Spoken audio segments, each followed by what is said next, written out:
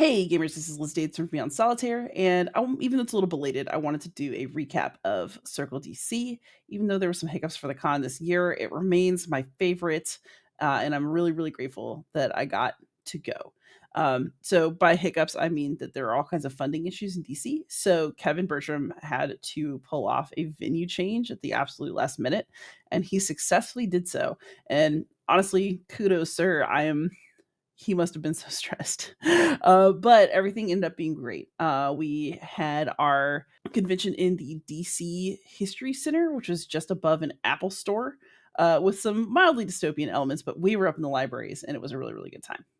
So Circle DC is where I do a lot of work with prototypes, my own and others. So first I'm going to talk about what I demoed because this was probably my busiest convention yet in terms of demoing. I had 4 different games with me. It kind of reminded me of being a teacher with 4 preps. So I brought Night Witches and Queen of Spies, which are David's in my games. Of course, David is a trader and had to do stuff with his family, like a person who is a dad and a husband over the weekend. And so I had to demo our games. Um, but it went really, really well. And it was really fun to remind myself that I really like Night Witches. Like I go long periods of time without playing it now because David and I are working on other stuff while we're waiting for art. And when you get something out again, you're like, is it going to work this time? And it did, thankfully. So I still really, really like our first game, and hopefully y'all will too. We got maps from Ian O'Toole this week, so hopefully that represents some progress on that front. And then Queen of Spies, because it's a solo game with a lot of text, it was hard to show in a really, really loud room. But people mostly picked up what I was putting down. And I also liked being reminded, I really, really like that game as well. Like, I'm very proud of David's in my work, and getting that reinforced by going to a con felt great. I also brought Oath New Foundations, and it was very fun to show New Foundations to people who play a lot of Oath, people who had never played Oath. It worked out well either way, and I had a couple of really, really enjoyable games of it that made this past just about a year almost of work feel really, really good. I didn't show off the solo stuff, but hopefully I'll have some more to say about that soon. I've been meaning to make some videos of solo Oath things for the channel. But at Circle DC, we played multiplayer Oath, and it was really, really fun. Of course, the game has changed, like one more set of changes since I demoed it, but it was looking good then and looks even better now. So I'm happy to trust the process. But it was really fun to, go to Circle DC for the first time as a representative of Leader Games and be able to actually, show off one of our projects as a studio. That felt really special to me. And the last game that I showed was the one that was the least developed. It's going to have the most changes between when normal people get to see it and it's showing up at cons. But Paul Wright, my co-designer, and I showed off our first version of Foxes and Lions. And we had originally thought of it as a Machiavelli game in the coin system, but we are going to be making some changes to that. Basically, we had a playtest. I'm really, really grateful to everybody who played. We got absolutely fantastic feedback, but it's also feedback that's going to lead to some major changes in how we want to do the action system, and how we kind of want to represent all of the chrome that we want in the game, because we want it to really feel Italian Renaissance. And we have some ideas that were really sparkling and working in the game, and there were also some things that need to change to let it sparkle more sparkle.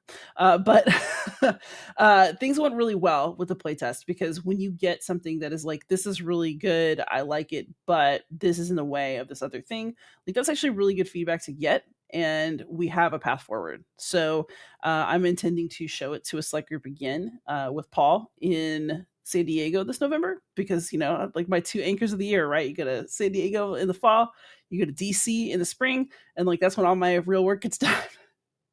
But I'm really, really excited to like have a path with that game.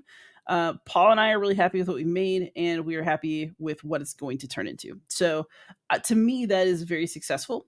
And in terms of my own work, it was really cool to like actually be able to go to a convention and show so many things that I have a hand in.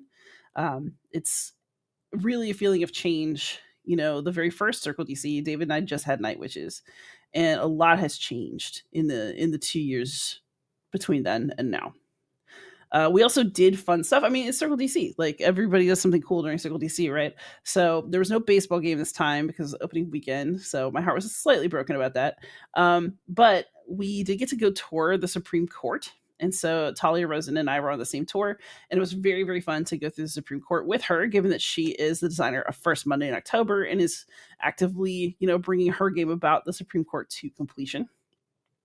I will say touring the Supreme Court is interesting because it's a really cool building and you see cool things, but they really keep you on rails. Like you can't take pictures in the courtroom. When they take you to the library, you're not allowed to walk into the stacks. Um, Normal people can't even use the beautiful library that they show you on this tour. So it was like an interesting tour, but it was also a frustrating tour because there's basically very little that you can actually get up close to. So if you're thinking about touring the Supreme Court, like it's worth it, but also temper your expectations about what you will and won't be allowed to do, especially in terms of taking pictures and like really getting up close to and interacting with things. But I'm like super glad I did it. And I ended up with a very sweet picture of Talia and me with the notorious RBG, and I'll be treasuring that one forever. The other thing, of course, that you get to do at Circle DC is actually play games and see people. So that was really wonderful. This is a con where I get to catch up with a lot of friends and see people that I genuinely like and care about. And so it's just really, really nice to do. I got to play some games that I was really excited about. So among prototypes, I was too busy showing my own to play as much as I wanted, but I did get two games in that I had been wanting to play. One of them is Spindletop, which is by Brooks Barber. He did a game about oil prospecting in Texas, and I got to try it. It's very fun. It's like a midweight Euro game with a lot of neat choices and action selection, where there's also a Texas Hold'em like hand going on in addition to the cards that you play for actions. And I thought that was extremely funny and I really enjoyed it. Um, it's maybe not as heavy on the dark history of Spindletop as you might hope if you're hoping for something really crunchy, but it's very clearly referring to things that were happening during the period. And there's some like special power cards with art that really reminds you what it is you're actually doing while you play. And then the other prototype I was very excited to play was Fruit, and that is Dan Bullock's game about being like a banana impresario in Latin America. And you are trying to keep your country's economies alive, depending on where you might have some priorities.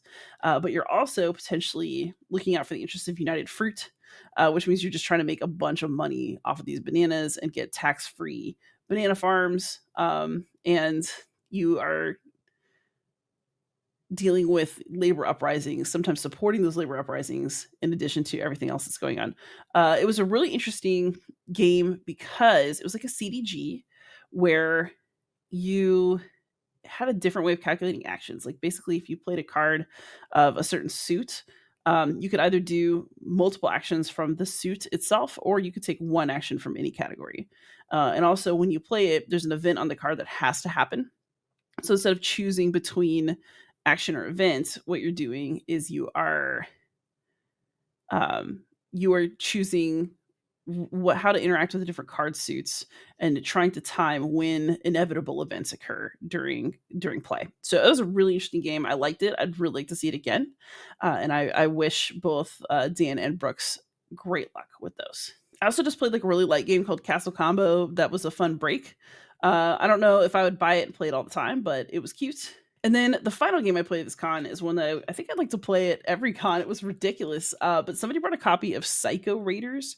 It's like a magazine game that is a hex encounter slasher game where one team is people running away from the killers and the other team is the killers. And the things that can happen are really random. And the art is like super gross, but in a delightful way. I really enjoyed it, honestly. And while I don't expect the game to be particularly balanced in any play of it ever, I do expect it to be a good amount of fun. So, Psycho Raiders, who knew I wanted a horror hex encounter game? But it's fun, and I would definitely play it again. But other than that, Circle DC was, it's a simple con. You go, you should look at prototypes, you play games, you see people in environments where you don't normally get to sit and talk, but somehow you do. And it is wonderful to do that in DC while the cherry blossoms are in bloom. I am really, really glad I went. It was good for me as a designer. It was good for me as a player supporting my friends' designs. and I can't wait to do it all again. So that is Circle DC. Thank you so much for watching, y'all. Please like, subscribe, comment, ask questions, and most of all, happy gaming.